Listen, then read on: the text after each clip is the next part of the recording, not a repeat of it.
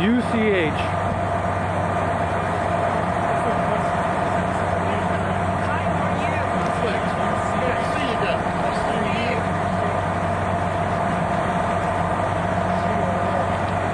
You should take this too, because you're going to go to Ireland. Ireland's on the brink of legalizing abortion. Take one of our postcards and mail it to the Irish Prime Minister. Can I count on you to do that? Oh, you are? Good people, Ireland is on the brink of legalizing abortion. Take one of our postcards and mail it to the Irish Prime Minister. There you go. Ireland's on the brink of legalizing abortion. Take one of our postcards.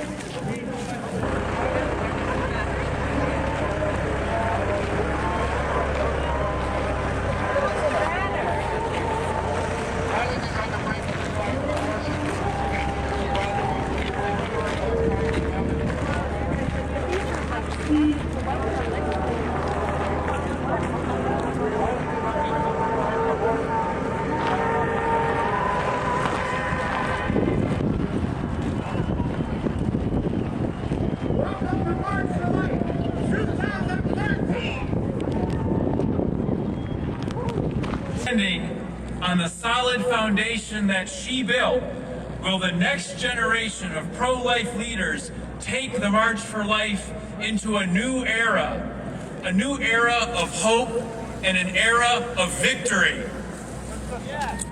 Under new leadership, the vision of the march remains the same: to be the world's largest human rights. The March for Life has a long tradition of making its voice heard on Capitol Hill, and that tradition continues today. Our volunteers are staffing tables and will be in the crowd handing out postcards urging the new Congress to come together to respect life. Please take a moment to sign the postcards, and we will make sure that they are delivered to the desks of your elected representatives. Next, I have the great privilege and the distinct honor of introducing the new president of the March for Life, Jeannie Monahan.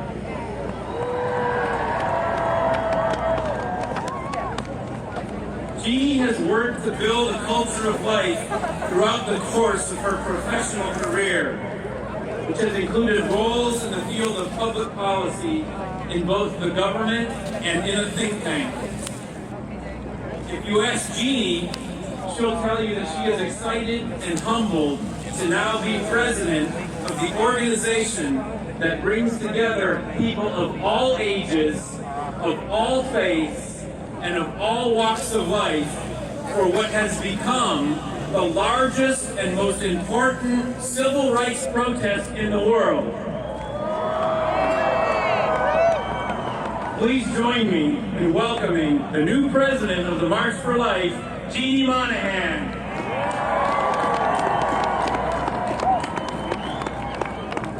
Thank you. Is anybody cold out there? It's a little chilly, right? That's okay, because we're here for a pretty important cause, right? I can't hear you.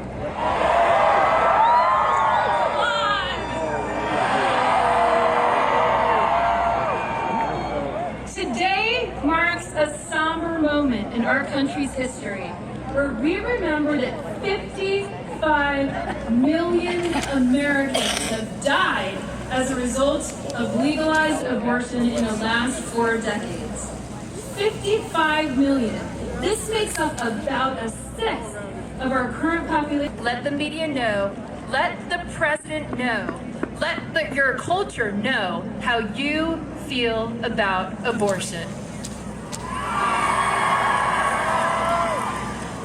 I promise you that we at the March for Life are going to do everything possible to let your voice be heard, young people. because we know that you are the pro-life America. We all have a role to play in building a culture of life, but I challenge each of you in a very specific way, young people, before you leave this weekend, to think and to take some time reflecting in your heart about how God wants to use each of you to bring a speedy end to the human rights abuse of abortion. Okay? You promise me?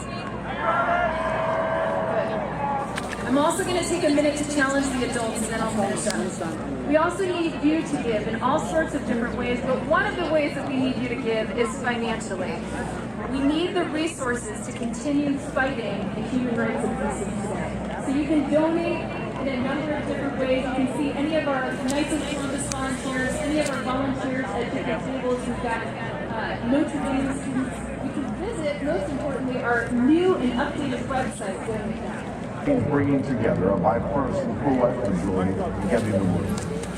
In accordance with the will of the people, we will again work to pass the No Taxpayer Funding for Abortion Act, formally codified the Hyde Amendment. Of course, defending life is much more than just voting the right way or saying the right things. It's about promoting a culture of life. It's about understanding that abortion I'm with Zach Oschlegel. is defining human I'm with Zach rights Oschlegel. as the issue of our time. Because human life is not economic or political. He stayed with me last night. No government on earth has the right.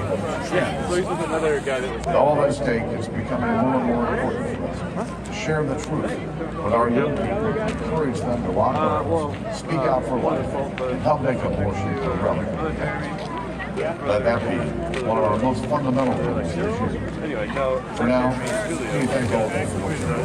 May God bless your efforts, and may God bless the United States of America.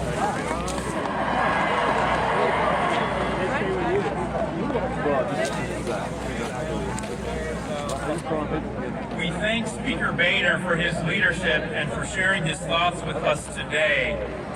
We are also very, very fortunate to have several pro-life legislators with us this afternoon, and I would like to take a moment to introduce those who are here on the stage. We have Andy Harris from Maryland. We have Bob Latta from the great state of Ohio. We have Representative Diane Black from Tennessee. We have Keith Rothfuss from Pennsylvania. We have Brad Wenstrup and his wife Monica from the great state of Ohio. Tom Rooney. The pro-life movement is comprised of noble, caring, smart, and selfless people. An extraordinarily powerful, nonviolent, faith-filled human rights struggle that is growing in public support, intensity, commitment, and hope. And know this, Mr. President, the pro-life movement is not only on the side of compassion, justice, and inclusion, we are on the right side of responsible science and of history. God bless you.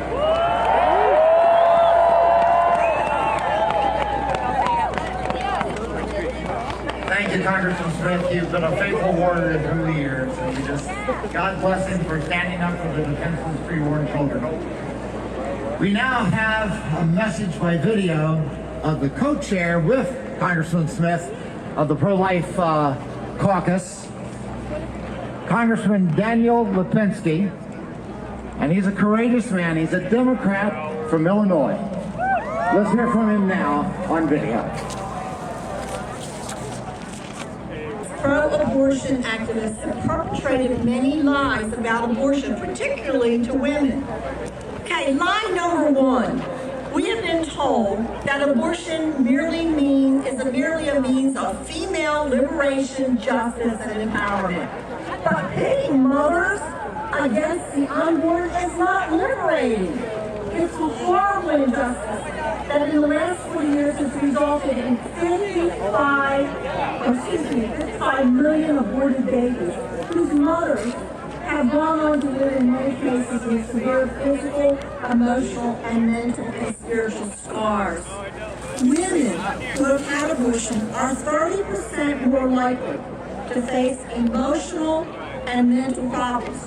They are 40% more likely to have a premature birth, and 3 times more likely to experience drug and alcohol problems during their lifetime. such lies cannot continue. Line number 2, we've been told that abortion is about choice. But in reality, abortion is a false choice. Abortion leads to death of a child, robbing society of its future mothers and fathers, nurses, doctors, teachers, scientists, and a choice to take what is not ours to take, life of another person. It's not a choice at all. It is a mistake. Lie number 3. We have been told the lie that a fetus is not a life. But you know what? Medical advances have affirmed what many of us knew in our hearts when that decision was made so many years ago, that the fetus is living inside a woman's body, is not a blob of tissue. It's a human being. A breathing baby who has a right to life, just like you and me. Today, 40 years after Roe v. Wade, while I am still a registered nurse, my fight for life has shifted from the emergency room to the Tennessee State Capitol to the halls of Congress. Can a country founded on God-given rights continue to thrive without understanding that life is a precious gift from our Creator? I believe that great nations and great civilizations spring from a people who have a moral compass. Our nation is adrift in a wilderness where right and wrong have become subservient to a hedonism of the moment. I believe our country is in need of a revival. I believe our country is in need of a spiritual cleansing.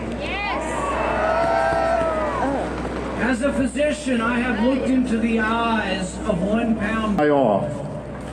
Nellie Gray was not about to allow that to happen, and the march has grown stronger and stronger each year. Today, we make the commitment to continue the mission she established as we witness the dignity of life and call for the protection of the unborn, confident that Nellie is praying for us from her place in eternity. This year, we continue our new tradition of the Orthodox and Roman Catholic bishops joining together in prayer at the beginning of the march as an historic sign of unity for our efforts to uphold and defend the sacredness of all human life. I welcome our Orthodox brethren gathered this morning and express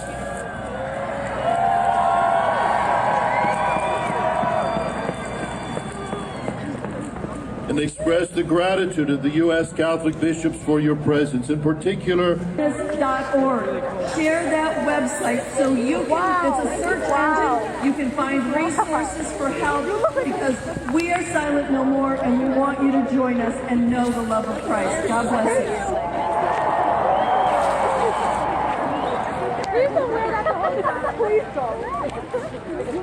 Thank you, Georgia, and thank you to all of you who are up here bearing witness. They truly have the right to say that abortion is not good. As we all know, this past August, the pro-life movement lost a great leader, Nellie Gray. Nellie's efforts over nearly 40 years of her life to build a culture of life in this country are evidenced by all of you here today, and by the force and the strength of the pro-life movement. At first, Nellie thought we'd only lead one march. She never in a million years expected that we'd be back here 40 years later. Nor did she expect that this would be the largest pro-life event in the world. But when she realized that she needed to push forward, she literally took the torch and led the charge. And in her memory, we now present this video on the legacy and memory of Nellie Gray.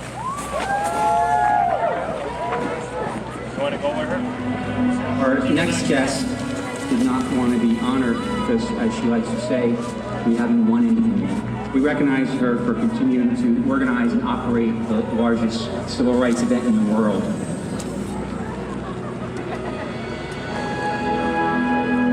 Nellie said that you cannot allow a little bit of abortion any more than you can allow a little bit of murder.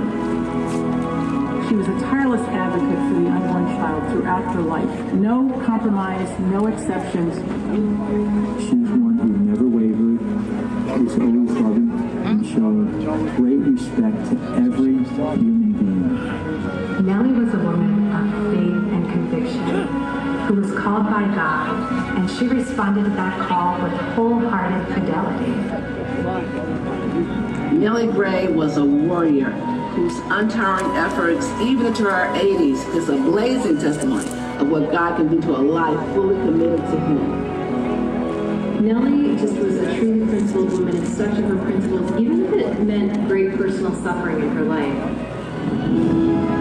Nellie was a real Renaissance woman. Nellie Gray and the March for Life were phenomenal. She wouldn't stop. She wouldn't let go. Once she grabbed something, she would not let go. And at a room she addressed young marchers in the crowd of presidents of the United States. Nellie's message was clear, unambiguous, empathetic, and profoundly pro-life. Nellie was one tough cookie. We are so thankful.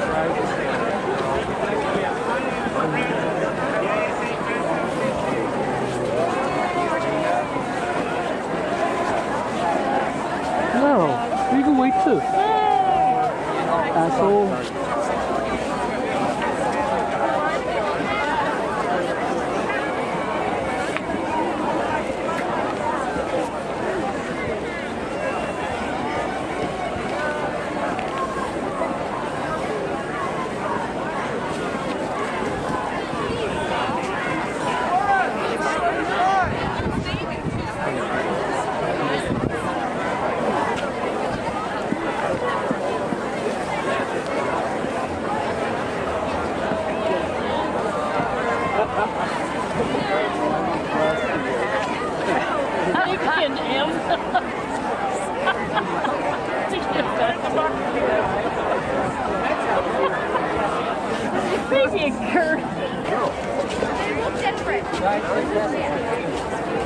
About that? It's in the Divine Mercy Chapel for the first time in like 10 years. Picked up a flyer and sitting in the back of the plane, praying to Divine Mercy. What is that human doing to that horse? Wow. Oh, yeah. And the world better not be late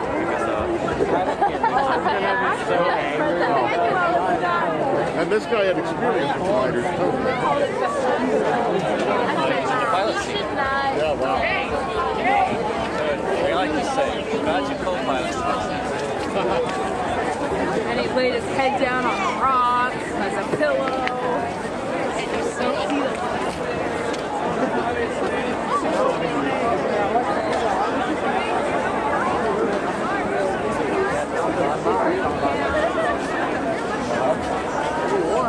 Why neck can't be healthy? I got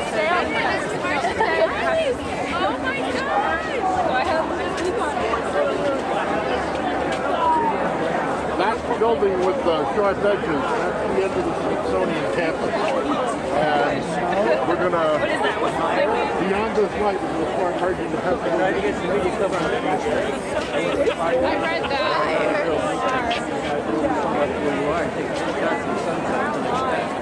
Wow. Call my media friends. Oh no, we can't do God stories. We can't do what? God stories. Okay. Oh, thank you. Thank you. See the top? Oh. Oh, the. Oh. Wow.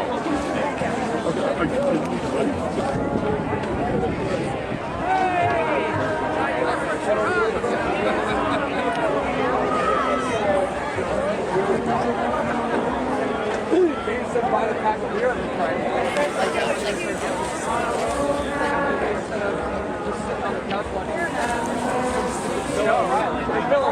I get mad at him. So maybe go coach. I think the gospel needs to be people need to wake up. And we actually need to start building wisely, family-friendly Christian communities across the country. Well, hold on. In church, I think what's far more important, we need to be talking about having like baseball teams. We need to talk about having cars. And I think, Oh my God. yeah, that's what we should focus on. Yeah. Genocide awareness project. We bring it to campuses across the country. Until people see abortion, they're not going to understand abortion, and they're not going to stop abortion. So we want to show the truth of it. We are dissenting from unethical reform.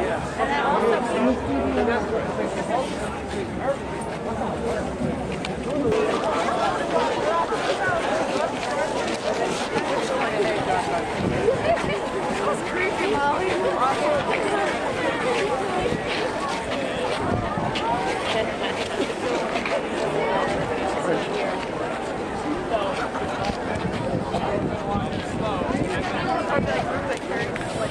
I'd rather have it like